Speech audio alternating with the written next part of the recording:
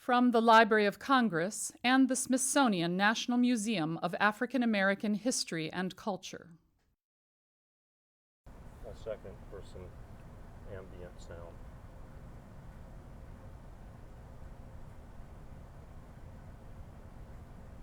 Okay. Today is Friday, the 22nd of July, 2011. My name is Joe Mosnier of the Southern Oral History Program at the University of North Carolina at Chapel Hill. I'm with our project videographer John Bishop, and we're in Beacon, New York, and delighted to be with Mr. Pete Seeger this morning to do an interview for the Civil Rights History Project, which is a joint undertaking of the Smithsonian National Museum of African American History and Culture and the Library of Congress.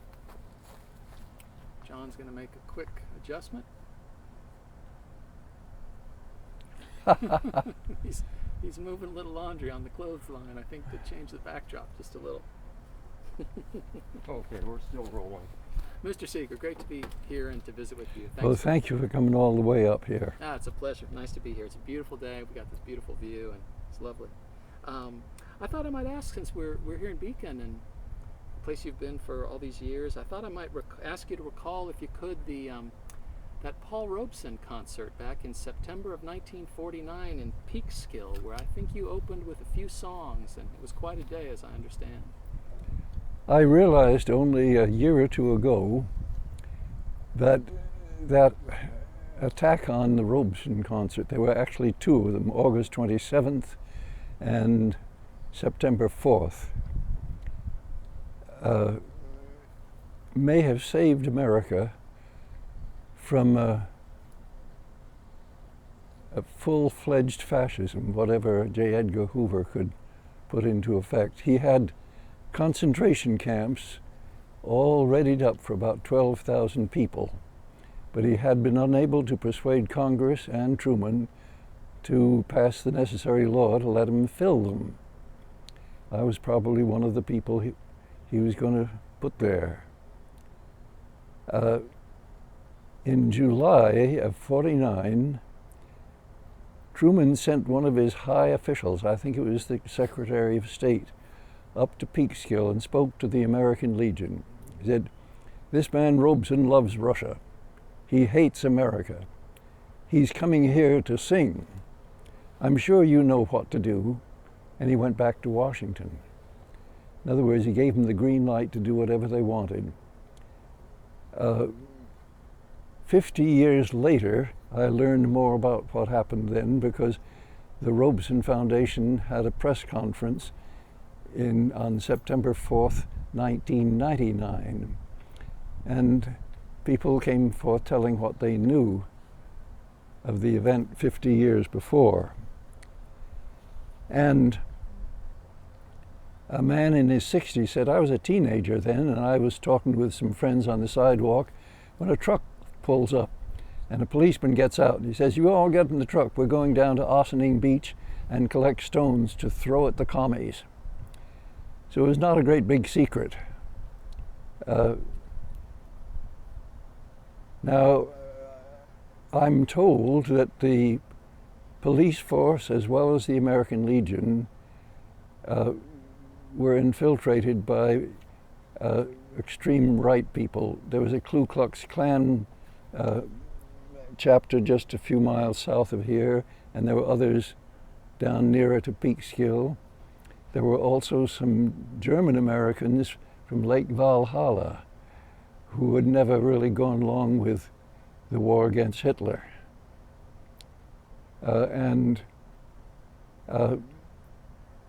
Right after the attack, bumper stickers went up. Well, there were signs about 20 inches wide saying, "Wake up, America," and under Peekskill did. And in Europe they said, "That's the same sign that went up after Kristallnacht. Wake up, Germany," Munich did, or wherever Kristallnacht started.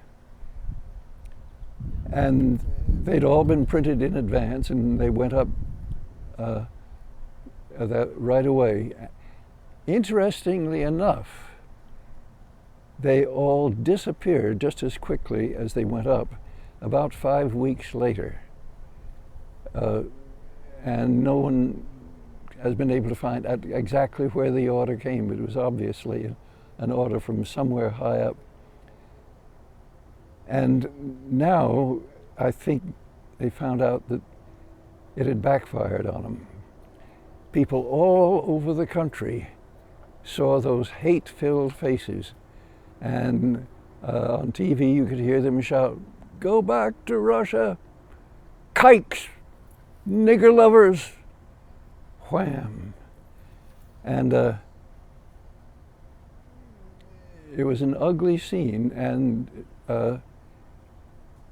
they found now Truman needed to tell J. Edgar Hoover, no, that kind of thing doesn't go in America. Yeah, yeah. Let me take you to a place that had a very different spirit about it. I think in 57, 58, you would make various visits to Highlander. Woody and I visited there because Alan Lomax told us about the place. And when we went west to visit his family out in Oklahoma and Texas, we stopped in to say hello. And the photograph that was taken of me playing the banjo and listening to Woody playing the guitar, that was taken there in 1940. And in 1957, it was the 25th anniversary of the founding of Highlander. Poor Zilphia, Miles Horton's wife, Zilphia Horton, and I guess you know it's spelled Zipphia.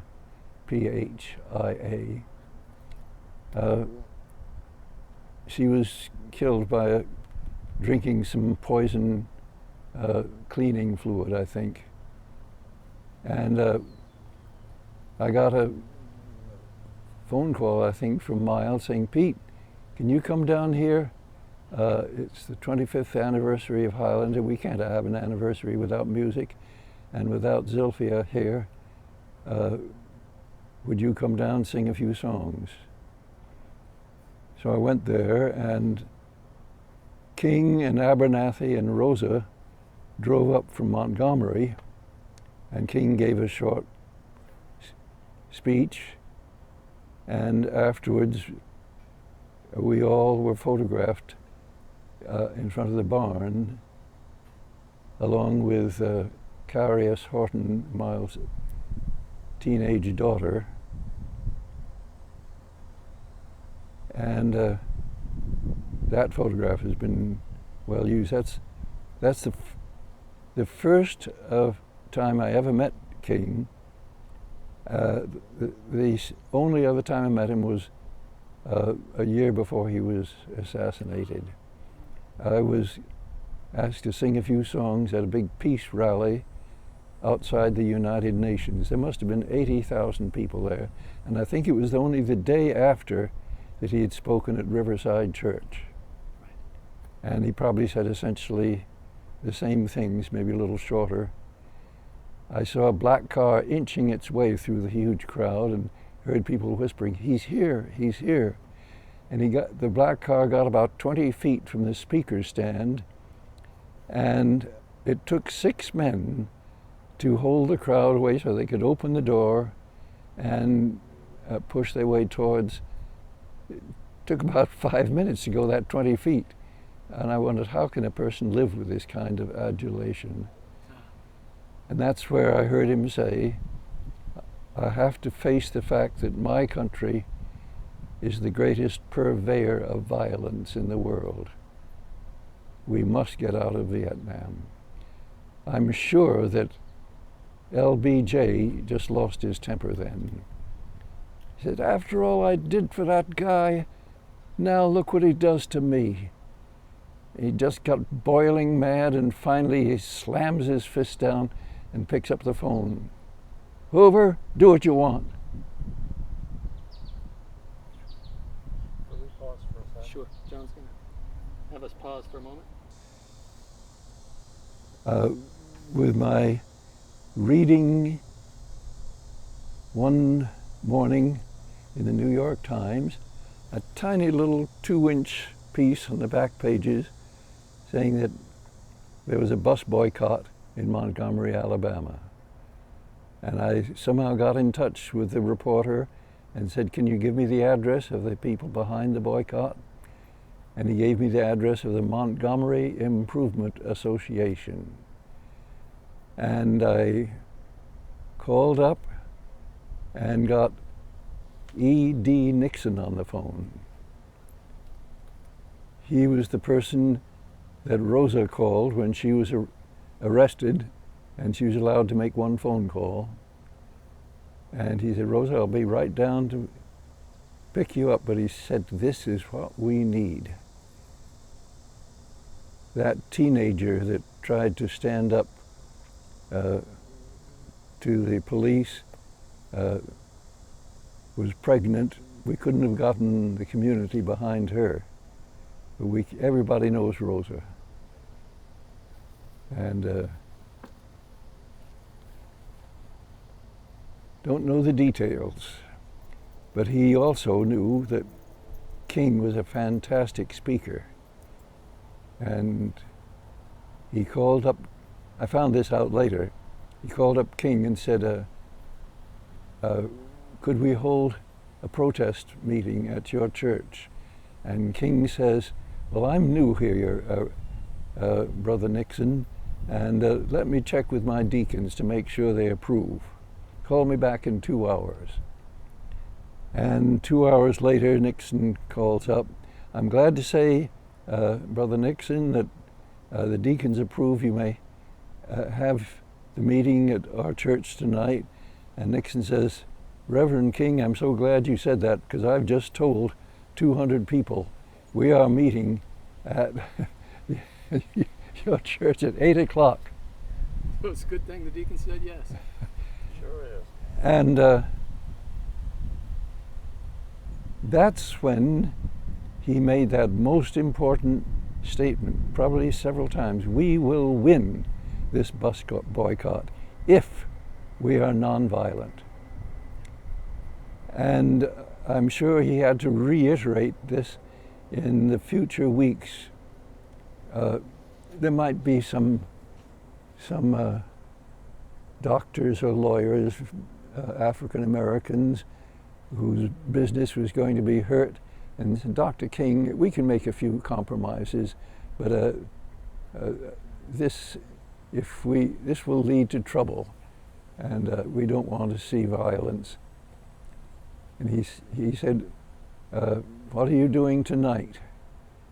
Can we discuss this? And because he'd already gotten phone calls from angry young people, said, look, they've tried to kill us, and they've beaten us. Why don't we do something to them? And he would say, are you free tonight? We have to talk this over. And he'd put these two groups of African Americans facing each other and say, we have to solve this problem.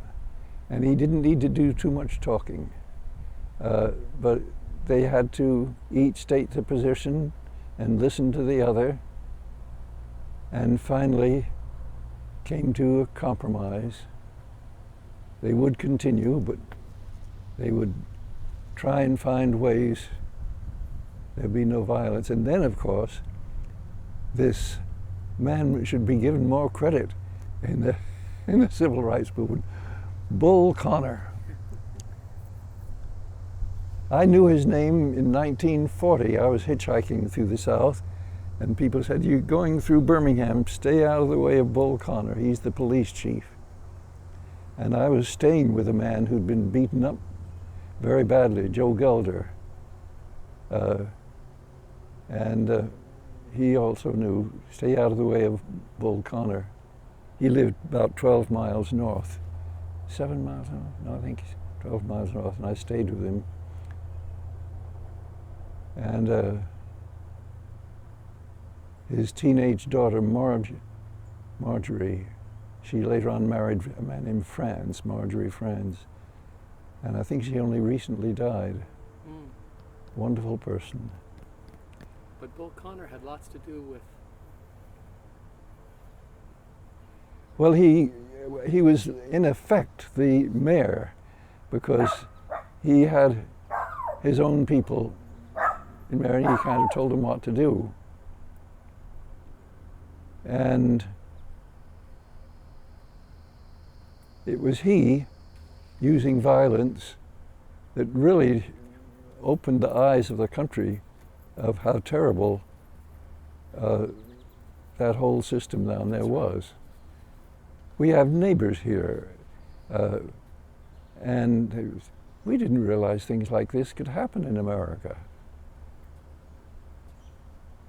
When they saw the hoses pointed at the people rolling around on the ground, unable, trying to keep the hose from hitting their face, and the dogs biting the children, and that was Bull Connor's work. Yeah. I wanted to ask about another element of your visit to Highlander in '57 when you met Reverend King and Reverend Abernathy and Rosa Parks for the first time. I think that may have been the occasion that they first heard you play "We Shall Overcome." I didn't know how to play it right, but I did sing it. Zilphia had taught me the song when she was north in 1946, I believe, almost 10 years earlier. And I printed it in our little song magazine, People's Songs. I didn't print it right. What really made the song spread was Guy Carawan and Frank Hamilton learning to put it in a special kind of rhythm. It's called 12/8 time. You know, when you have 4 beats per measure, and if you want to make the notes faster, you usually double them. So instead of 1, 2, 3, 4, it's 1 and 2 and 3 and 4. But 12/8 time means that you triple each one of those beats. 1, 2, 3, 1, 2, 3, 1, 2, 3, 1, 2, 3. And I had known the time. I'd used it when I sing Jacob's Ladder. We are climbing Jacob's ladder. So it was not unknown to me, but Frank Hamilton and Guy Carawan, I hope you get the spelling right, way back in 1960, or before that, had been learning gospel songs at a local Baptist church, and they got into these subtle variations in rhythm.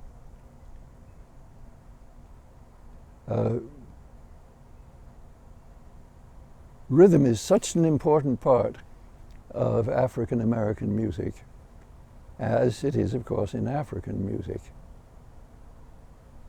A song isn't a song unless you get the rhythm right. You might have the melody exactly right, but if you don't have the rhythm right, you don't have the song right. But I think I remember where you have written that, well, Ann Braden was there as well, and she was driving Dr. King. Yes. After that '57 meeting. That's right. She drove him north, and going through Tennessee, she remembers him sitting in the back seat.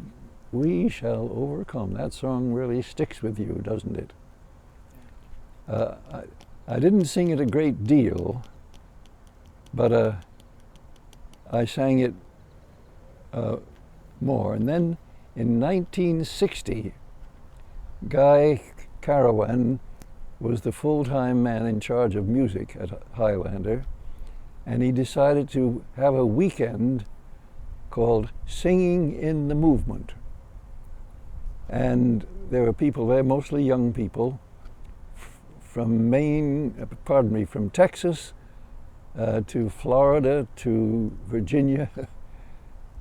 They came from all over. But there must have been about 50 or 60 people there. They raised the money for the fair somehow, and we sang from Friday evening all through Saturday, and ended finally going home on Sunday. And We Shall Overcome was the hit of the weekend with that new rhythm.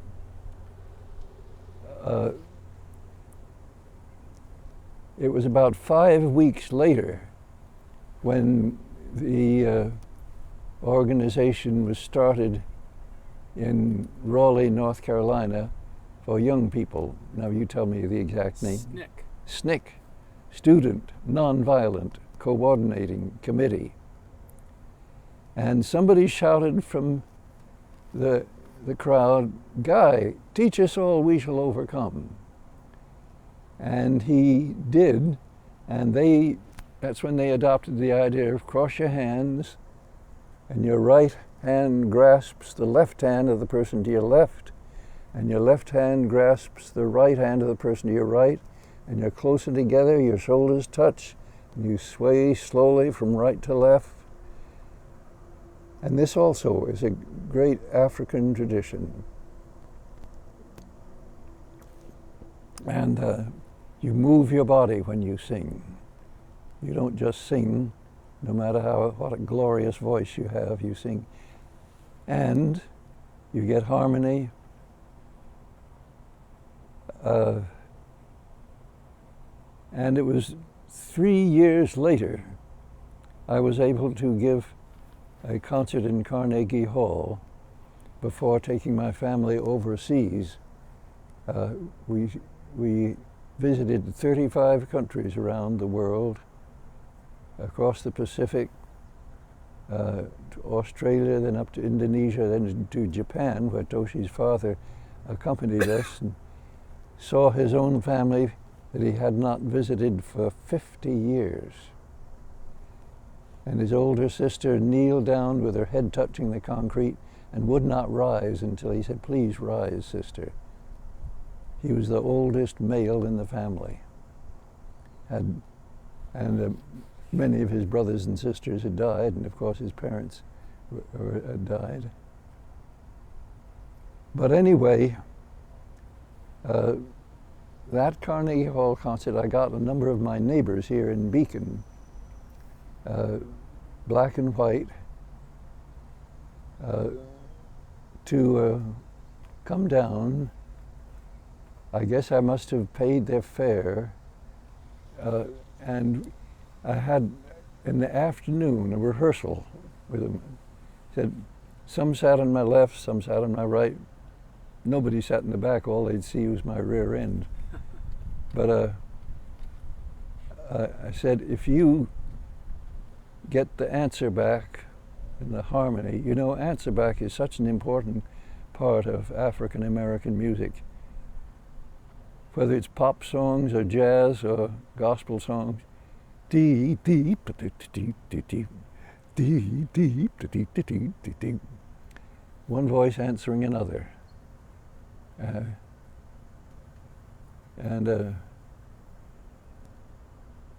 So if you get the answer back right and there'll be mics on you as well as on me, then I think we'll get this audience singing. And the Columbia Record Company shelled out the cash. You know, it's not a nice story to tell, but you know, if you want to record at Carnegie, you have to pay $100,000 to the stage crew. They're union members, and this is the union rules. $100,000 if you want it. But they put up the money. So Columbia had, and we had John Hammond Jr. He was quite an extraordinary man. I didn't find out until recently he was the great-grandson of Cornelius Vanderbilt. Huh, how about that? His mother was a granddaughter of it. But she'd gotten religion and hardly looked at her son, so he was raised by servants. And as a teenager would go down south and listen to street singers and so on. That's where he found Brownie McGhee and Sonny Terry. and he had them sing at the concert he put on to raise money for, of all things, the New Masses, a communist magazine, in 1938. I was up in Cambridge, Massachusetts that side in my last few weeks at Harvard, but the concert was called From Spirituals to Swing. I think Count Basie's orchestra was there, but I may be wrong. Might have been another swing band. And he had a variety of extraordinary musicians. Yeah. Yeah. So he put up the money for What? so Hammond put up the money for Yeah, Columbia. well, that Spirituals to Swing, I think John Hammond raised that separately. Yeah. That was for the New Mass. And my concert was in 1963, and I was briefly a Columbia recording artist. Was that your appearance at Carnegie? Were the SNCC Freedom Singers with you on that occasion? I'm not sure. My memory isn't good, but they might have been with me, because it was in '60, I believe, that Bernice was expelled from the local college in Albany, Georgia. And You were in now Albany. wait a minute. You were in Albany in '62. Yeah, and I didn't do a very good job. I remember Why do you say you didn't do a good job? I said, you should know that all kinds of people have different kinds of songs. And I said, for example, white people came over here with old ballads from England, and I sang them some English ballads. And somebody leaned over to Cordell Regan, who was later married Bernice. He said, if this is white folks' music, I have to say I don't think much of it. So you didn't get quite the crowd response that you thought you might down there and addressing all these civil rights SNCC folks down in Albany. Yeah. Yeah. But out of that came your relationship with Bernice Johnson. That's exactly right. She and Cordell and that tall man who now lives in Kentucky, a good songwriter, and another man, but I can't remember their names. I'd gone to the office in Atlanta and said, you know, just like the Fisk Jubilee singers, that these singers could raise a lot of money for you, traveling around. And that's when they started the Freedom Singers. And in '63, Toshi and I were getting ready to go overseas. I think we left in late July, went to Hawaii first, or maybe we went to the West Coast, sang in California, and then Hawaii, and then went on across the Pacific, stopped at Samoa, 2 Samoas, and then to Australia and so on. Mm-hmm. Sang for our supper, as I said, in over 30 countries. Yeah. But Toshi had the names and addresses of all the colleges I'd been singing to. So it was a matter of just a couple of days' work to send out letters, or recordings maybe, of the Freedom Singers to large numbers. It could have been over 100. She sent, and gave them the address or the telephone number of Bernice. So Toshi set up their first tour, and that's why a year or two later Bernice named her daughter Toshi. That's right. Toshi's the best organizer in the family. I'm get lots of ideas, but I'm not a good organizer. When you came back from that long overseas tour, by summer of '64, you were in Mississippi. I guess so. Yeah. I've forgotten where exactly. Places like Hattiesburg and Meridian. Yeah, I met Bill Kunstler in the aeroplane, and we landed at Jackson, Mississippi. I remember when I was saying a couple of things, I saw the body of the man in the seat in front of me stiffen, as though he was probably outraged at some of the things I was saying. And sure enough, he was waiting for us in the anteroom outside the airport. There's a little place where people take off their overcoats or whatever. And he said, "You come down here to sing for the niggers?" I said, "I hope I can sing for everybody who wants to hear me." He said, well, you better watch your step. If we weren't here, I'd knock the shit out of you." But there was a Look magazine reporter with me, and I guess he didn't know exactly where he's from. So I was saved that time. And I might have been in danger, but I did what I was told. Yeah. I went down 2 or 3 times, as I remember. And I was singing to about 200 people in a church when there was they gave me a piece of paper saying they found the bodies of Goodman, Schwerner, and Cheney. And I made this announcement. There was no shouting. There was no anger. I saw lips moving in prayer. And it was, I think I sang the song that Fred Hellerman made up. "O healing river, send down your waters. Send down your waters upon this land."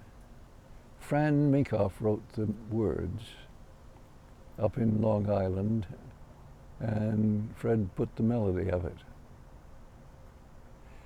It's a beautiful song.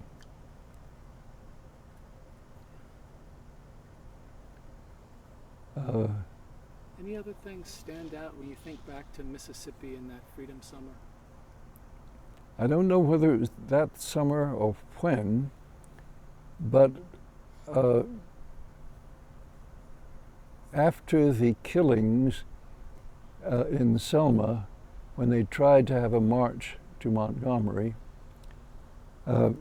they ended up getting permission, formal permission, and they said there would be helicopters overhead to make sure it was safe. And Toshi and I were invited. In fact, I have kept a copy of the telegram from King. The federal government and the courts have spoken, and we will march from Selma to Montgomery on such and such a date. And we answered back, said, "We're coming." We actually didn't start from the center of Selma. I think it was a mile or so outside of town. And we joined about 300 people, I'd say, maybe more. And it was raining half the time, but King and other people were up in the front. We were about halfway down. I remember Harry Belafonte standing by the side at one and urging us on. Oh, you'd find out that the new way of singing, "We Shall Overcome," that was the first time I heard it that way.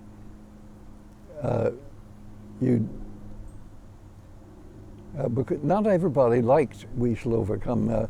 The great playwright, what's her name now? She wrote Broadway hits. She says, someday, that's been said too long. Lillian Hellman.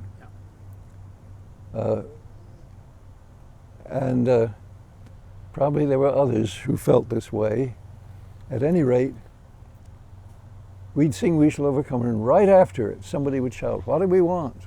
And the whole crowd would shout at the top of their lungs, "Freedom! When do we want it? Now!" And that took away the softness of, oh, someday, someday, someday. And I remember the helicopters overhead flying over the cornfields on either side as though to watch for somebody with a rifle. Should we stop? let's take a little break for a minute? Yeah. It's like that on the river. Yeah. I have a song, 50 sail on Newburgh Bay, waiting for the wind and tide. They couldn't get past Storm King until the tide changed, or the wind. Yeah. But with both the wind and tide against them, they're making pretty good time. Sure, it's pretty. You just note that that's the clear water. Sure, yeah, that is the clear water. The sloop in the river. Don McLean wrote "Bye Bye Miss America Pie" at a local Clearwater fundraiser. Is that Oh, right? is that what that came? Took the Chevy to the levee? Yeah.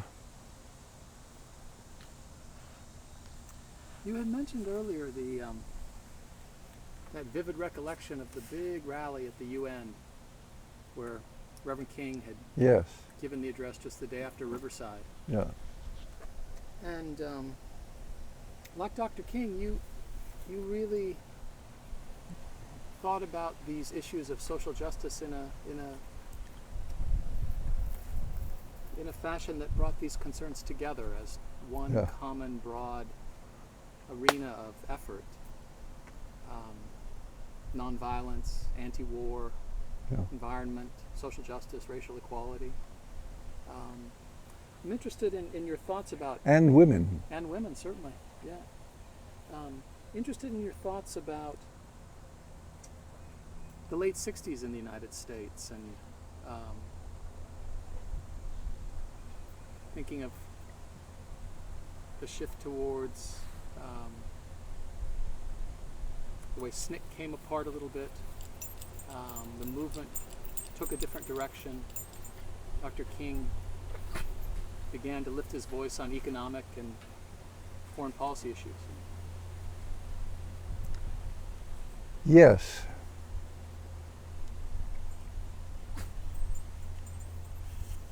King undoubtedly knew that he'd be assassinated by some local person or somebody high up. And that's why he gave that final speech. He knew he didn't have long, and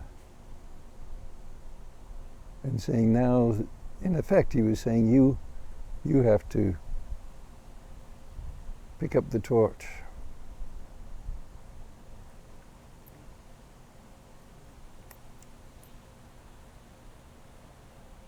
Nobody knows if there'll be a human race here in 100 years. Kurt Vonnegut was so pessimistic he didn't think there would be a human race here.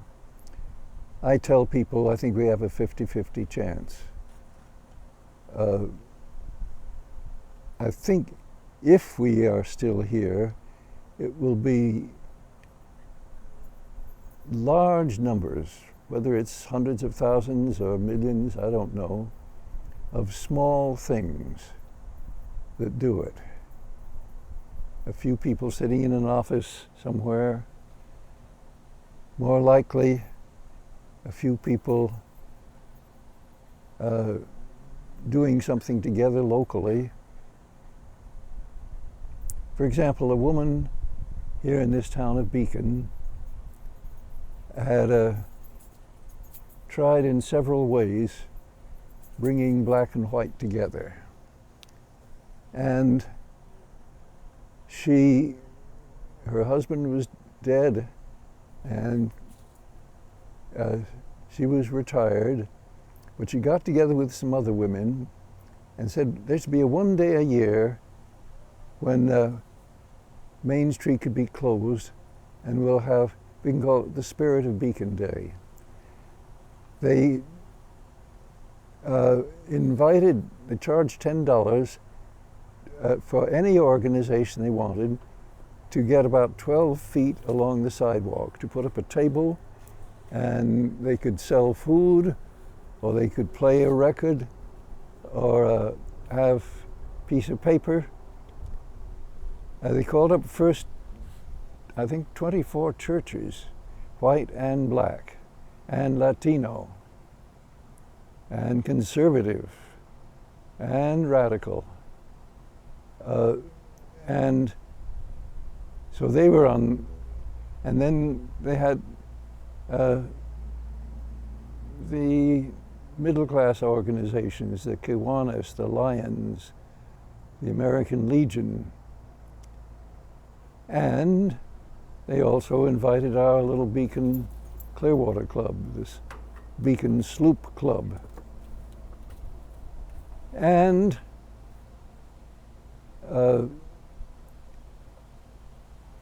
at 12 o'clock, the police set up barriers, and if you wanted to go from east to west or west to east, you had to leave Main Street and go down one of the side streets. And the first time it was done, they had a few hundred people there.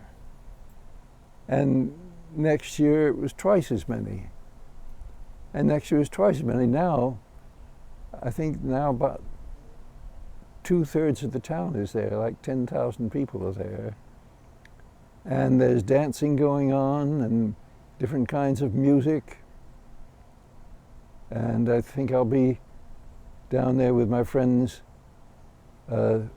helping the kids group. They're now 11-year-olds. They started when they were 9-year-olds.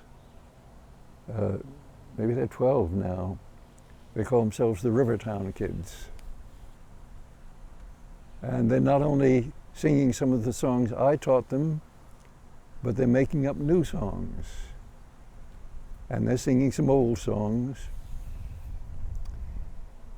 And I think by 12:30, they have a parade. In the beginning, it was just the fire engine and the ambulance. But next year is the fire engine, the ambulance, and some people. Now the parade is an hour long, and everybody wants to be in the parade. And after the parade, then is when this improvising. In fact, some women from a Hindu temple, now in beautifully colored saris, they're dancing on a platform with a tape recording of music from India, and 200 people watching them and applauding. To think that this was a narrow-minded little factory town until, I guess, World War II. It started with a Dutch girl. I don't know, this isn't what you're talking about. Well, in a way, it's the same thing that produced the civil rights movement. People of different backgrounds getting together, like Violetta Liuzzo was Italian American, mother of 5, I'm told, and she came down from Detroit and risked getting assassinated and did get assassinated. Here in Beacon, nobody got assassinated, but I know what sparked it off. Yes, it was sparked off because there was a high school race riot. There was a high school race riot, and these women decided, let's get people, and they started with the churches, and the respectable groups.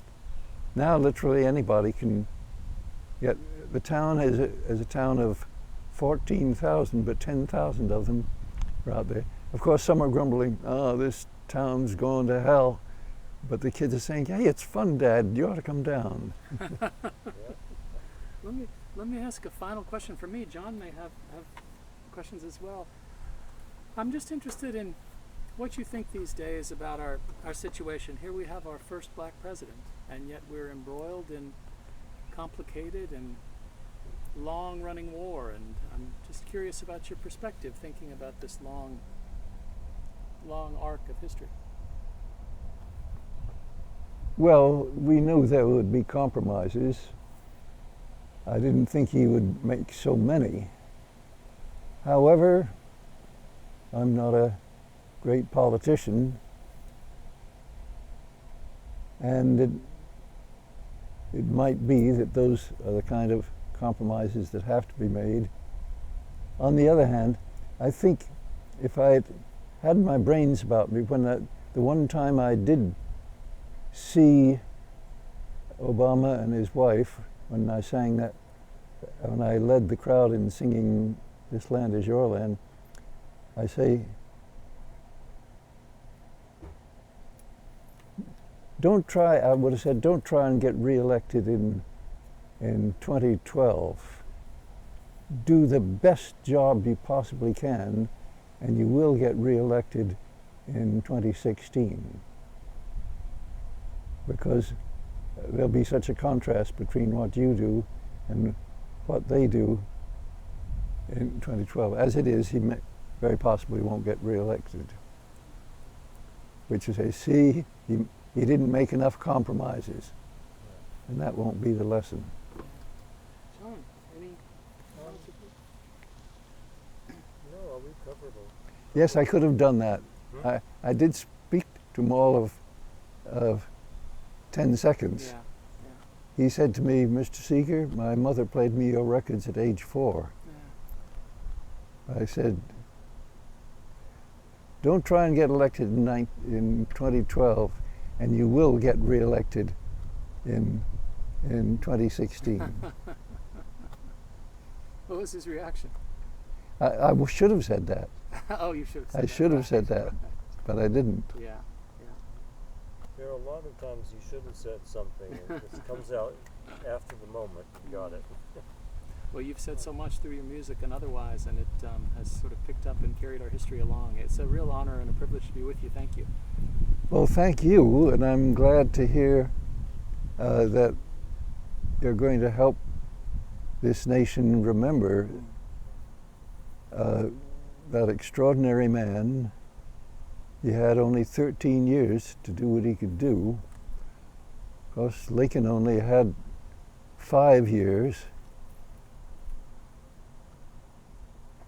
Yeah. Thank you. Yeah. Oh, Yes. let me tell you another story about which you'd be interested. Maybe this could help you.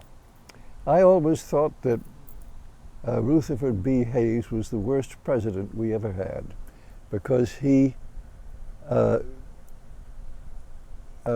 allowed the troops to go back north and after the Civil War, and didn't try to push through the changes with troops down there. Incidentally, the song "Michael Row the Boat Ashore" was in a book called Slave Songs, written by an officer, a northern officer who was stationed in Georgia, southeast Georgia. But there'd been a lot of scandals in Grant's second administration. Grant was fairly honest, I believe, but the people he was told to appoint were not. And there was one scandal after another, after another, after another, after another in his second term. And the Republicans felt sure they wouldn't not get reelected unless they found somebody squeaky clean. They found it in the governor of Ohio, Rutherford B. Hayes, who had had an absolutely impeccable history in Ohio. And they said when they were running, it was a dead tie. And in the Electoral College. And then the election was thrown into the House, and again it was a dead tie. And Republicans found one Democrat who would vote for Hayes if he would withdraw federal troops from the South. And it's possible that Hayes might have said, well, I could resign right now, but then they'd do it anyway. And he was a lawyer. He felt this kind of job should be done by talking anyway, not by guns. He knew the governor of Louisiana, and they both agreed that if they had schools for ex-slaves, sooner or later they'd all be voting again. But the Ku Klux Klan was too strong. And so he was out of office. However, he liked to make speeches. And he'd jump into one of these, they had this new invention called a railroad, and he gave a speech somewhere. 8 years after he was out of office, the Supreme Court made a very important decision. They said there's no capital punishment for corporations. Up till that time, a state could give out a charter, and if they didn't like what the corporation was doing, they could take the charter away. But not after 1888. And Rutherford B. Hayes made a speech somewhere. Face it, we no longer have a government of the people, by the people, for the people. We have a government of corporations, by corporations, for corporations. Way back then. Yes. Only radicals made that kind of a statement. Farmers trying to get better deal for farmers, or unions trying to get a better deal on the job. Yeah, indeed. I'm thinking of, you mentioned farmers. You did early work with music and puppet theater around farm strikes here in the valley. Half a mile from where we're sitting was a radical summer camp for put together mainly by Jewish garment workers. And it was called Camp Nit Gedeiget, meaning no worry in Yiddish, way back in the 20s. But in the 30s, they decided to make some compromise. They called it Camp Beacon. And I and 3 others had put together a little puppet troupe, and we had some funny things. And we also had a skit where Governor Dewey has cut the education budget, and now without sufficient education, Pinocchio gets in trouble. And we also had a skit we'd written about farmers not getting paid enough, and sure enough, in August, the Dairy Farmers Union went on strike, and we had a skit all ready for it. The farmer is milking the cow, and he says, I don't know what to do. My wife has taken the children and left. She says, I can't afford to feed them anymore. But they're only paying me 2 cents a quart for milk. They're selling it in New York for 12 cents a quart. Somebody's making some money. But and the cow says, well, you're very foolish not to get together with the other farmers. If you all stick together, you'll be able to demand a better price. So the cow was the union organizer. I played the part of the cow up there. They were hand puppets. And we went from strike meeting to strike meeting. It was exciting. And we didn't charge money for it. We passed the hat. And they didn't have much money, but they'd give us a nickel or a dime, and some people even a quarter, which was a lot of money then. Yeah. It was probably like $5, and it was a nickel was an ice cream cone or a Hershey bar. That's what it was back then. John, anything? No, that was a wonderful. Excellent. Let me think. Oh, do you know Stacy White in Mississippi? Well, she has an annual get-together to remember Fannie Lou Hamer and the things that went on back in those days. I've got her telephone number in there, so before you leave.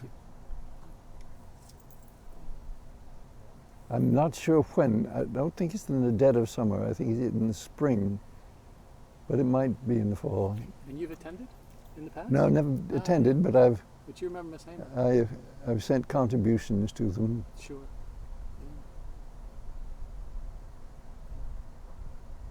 Yeah. Any thought about Miss Hamer? Well, simply that this is the kind of heroism which it took. Medgar Evers too. I mean, they knew that there were people going to try and assassinate them. She was beaten so badly that a few years later she died of her injuries. And of course those three who were not just killed, but terribly beaten before they were killed.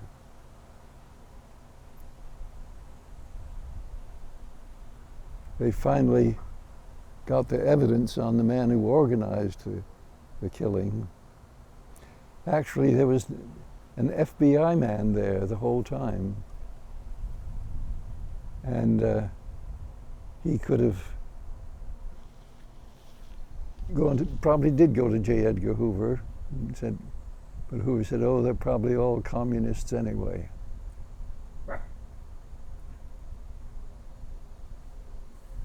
Well, let me thank you so much for welcoming us and allowing us to visit. It's really been a privilege to be with you. Thank you. Yes, thanks. And you're hot. I am hot. The sun Sun's came getting out, on. but that's just. I'll take the. It's just lovely. Thank you. This has been a presentation of the Library of Congress and the Smithsonian National Museum of African American History and Culture.